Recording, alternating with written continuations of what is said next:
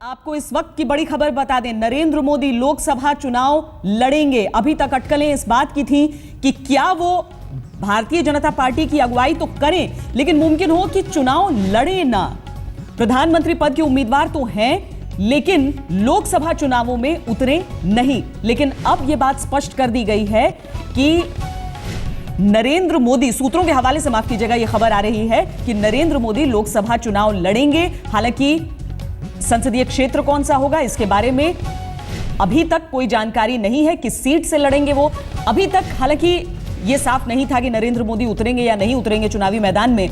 लेकिन तमाम अलग अलग सीटों को लेकर अटकलें जरूर चल रही थी। कहा जाता था कि हो सकता है कि गुजरात हो सकता है उत्तर प्रदेश की कोई सीट हो। हमारे साथ हमारी संवाददाता रीमा पराशर इस वक्त फोन लाइन पर जुड़ रही हैं। जी रीमा। बिल्कुल, देखिए श्वेता, अभी तक इस बात के सिर्फ कयास ही लगाए जा रहे थे कि आखिर नरेंद्र मोदी लोकसभा का चुनाव लड़ेंगे या नहीं, क्योंकि पार्टी ने जब भी इस तरह का सवाल पार्टी से पूछा गया तो पार्टी ने कहा कि वो गुजरात के मुख्यमंत्री हैं और अभी जो भी भविष्य होगा वो 2014 के चुनाव के बाद ही तय होगा।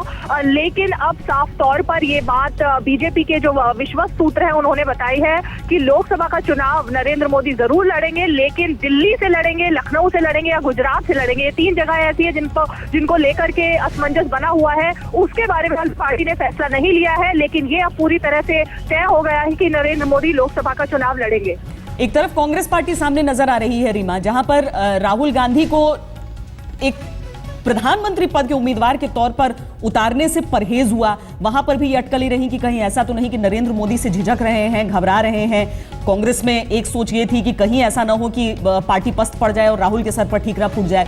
दूसरी तरफ नरेंद्र मोदी को लेकर जो फैसला लिया जा रहा है कि वो एक तो समूची पार्टी के लिए चेहरा रहेंगे और साथ ही वो खुद भी चुनावी मैदान में उतर जाएंगे।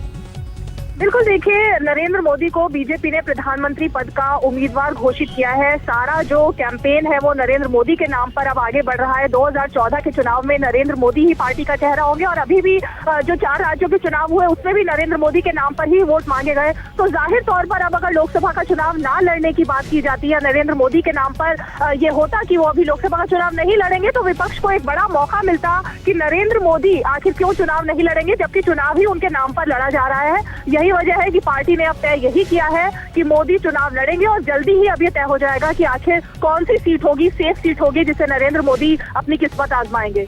क्या इस बात को लेकर पसुपेश भी है रीमा? क्योंकि बीच में इस तरह की खबरें आई कि वाराणसी की बात जब उठी तो मुरली मनोहर जोशी की तरफ से आपत्ति आ गई थी। क्या वो ऐसा हो सकता है कि गुजरात के भीतर से ही नजर आए, या फिर एक सांकेतिक तौर पर हम देखें कि यहां पर लखनऊ की सीट हो या फिर वाराणसी की सीट हो? देखिए श्वेता, अभी तक जो हमारे सूत्र बता रहे हैं 3 जगह से नरेंद्र मोदी के नाम की चर्चा है और वो 3 जगह है दिल्ली की किसी सीट से नरेंद्र मोदी को चुनाव लड़वाया जाए, या फिर कि लखनऊ जो कि अटल बिहारी वाजपेयी की सीट मानी जाती रही है। पार्टी उस सीट से लंबे समय से जीतती आ रही है और उस सीट से अगर वाजपेयी की जगह अब नरेंद्र मोदी का चेहरा सामने लाया जाएगा तो पार्टी को